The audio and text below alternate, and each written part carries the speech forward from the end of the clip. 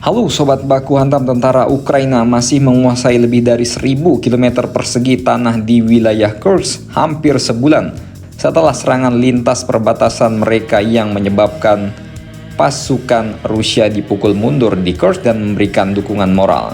Namun di sepanjang garis depan Ukraina Timur yang luas bagaimanapun, tentara Rusia telah mencatatkan perolehan teritorial yang lebih besar, memotong lebih dalam ke arah Pokrovsky di Provinsi Donetsk, pusat pasokan dan pusat bala bantuan penting bagi pasukan garis depan Ukraina, dan mengklaim penangkapan di desa-desa di dekat Pokrovsky semakin hari semakin pesat. Pasukan Vladimir Putin al-Moskowi telah bergerak sejauh 10 km dari kota strategis ini.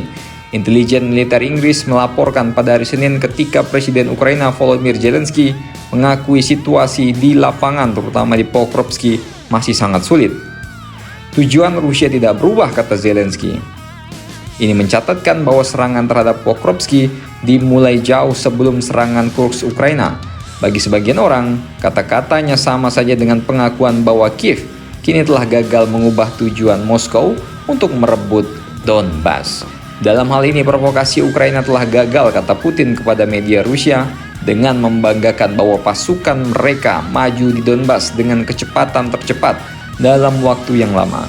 Meskipun serangan Kursk memaksa Rusia untuk mengerahkan kembali pasukan dari beberapa lini garis depan, para analis militer memperingatkan pergerakan ini tidak mempengaruhi pertempuran di Pokrovsky.